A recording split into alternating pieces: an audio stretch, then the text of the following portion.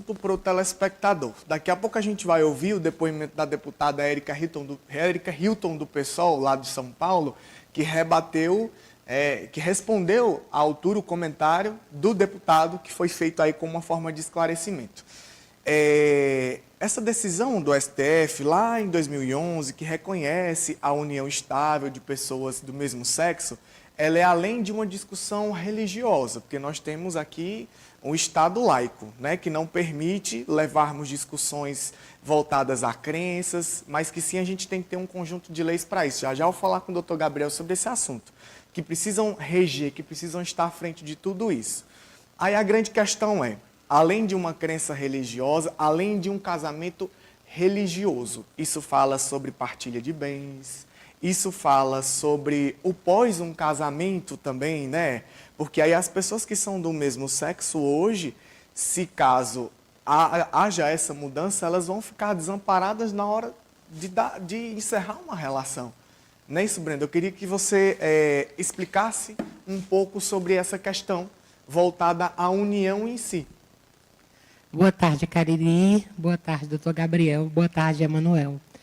Bem, primeiro nós temos que dizer que nós temos que naturalizar essas relações, né? Relações heterossexuais como as relações homossexuais. Precisa ser naturalizado isso, para que a gente possa compreender que, de fato, direito, duas pessoas do mesmo sexo, elas têm direito de se amar. Porque ninguém nasce homo e ninguém nasce hétero. Tudo faz parte de uma construção social, porque se trata de orientações sexuais, que não é opção sexual.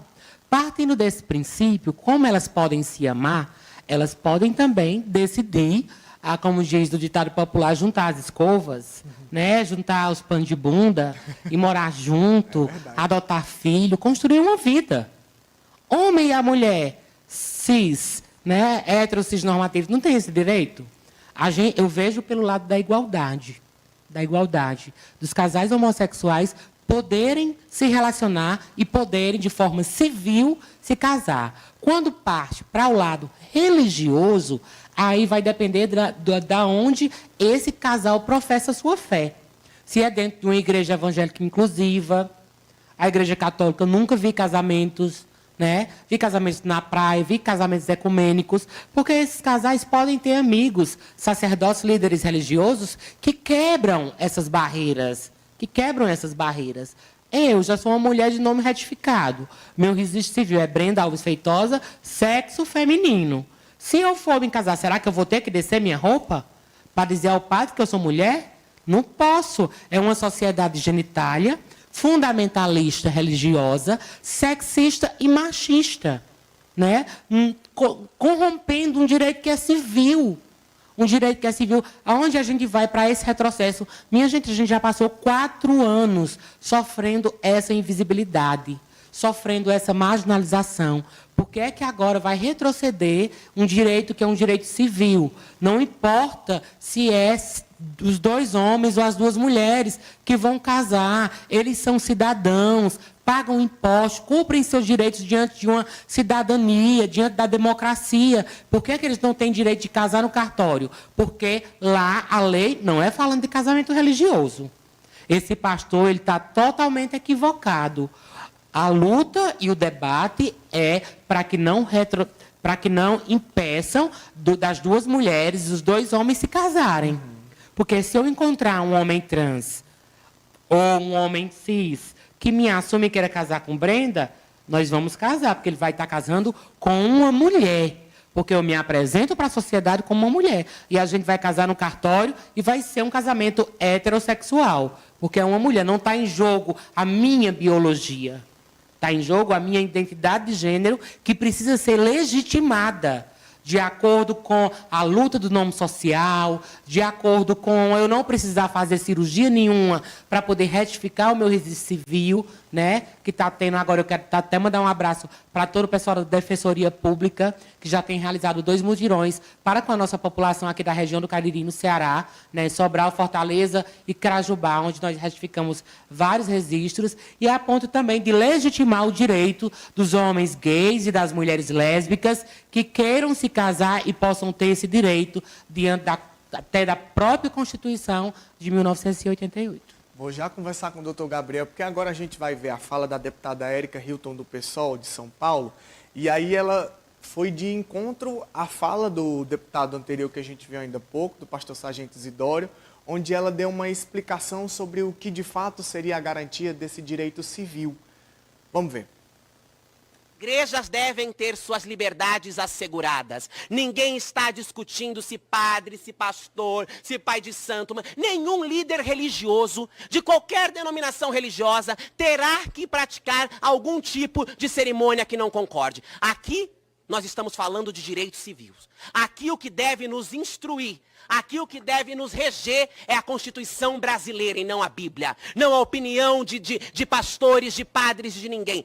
Nas suas igrejas, em seus templos, em seus púlpitos, vossas excelências terão a liberdade de casar ou de não casar, quem não queira. E tenho muita certeza que nenhuma pessoa LGBT irá procurar uma igreja intolerante, discriminatória e preconceituosa para fazer os seus casamentos.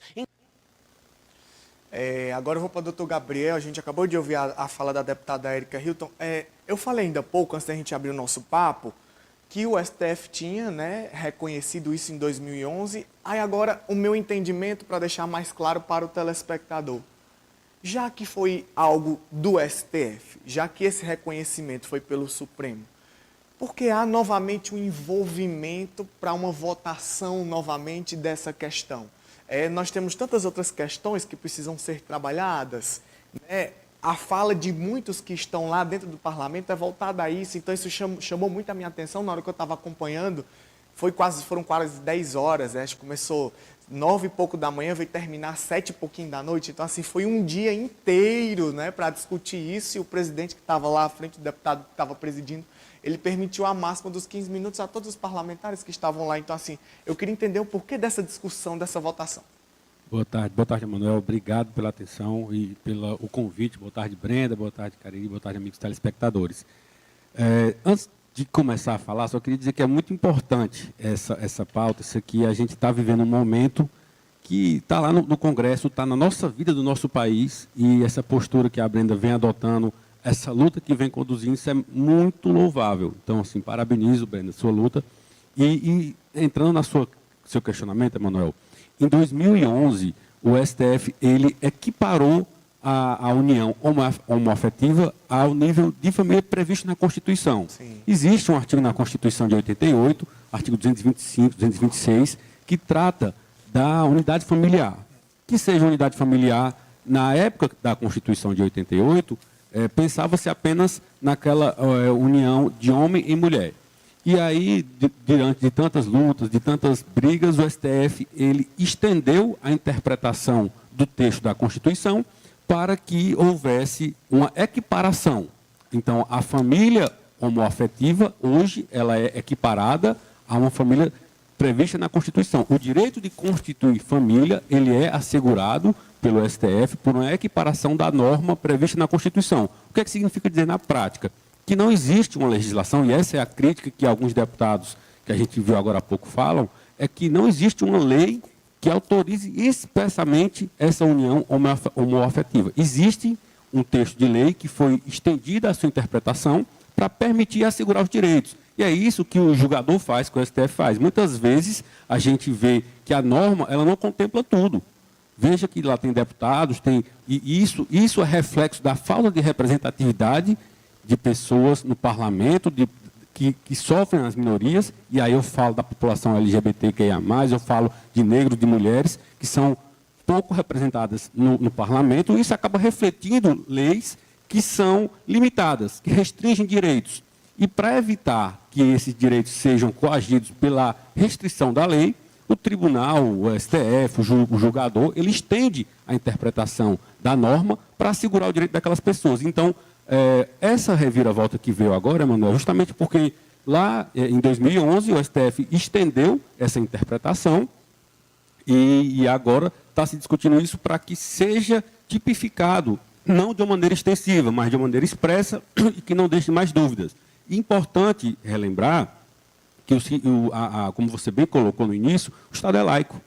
Então, o que se discute ali do parlamento, nas leis, são direitos, buscando a isonomia buscando garantir o direito de cada um. Todo mundo tem direito à dignidade, a viver bem. E a dignidade compreende respeitar, ser respeitado, saber os seus limites, respeitar os limites do próximo também. Então, a gente vive numa sociedade que respeita, que é pautada pela democracia.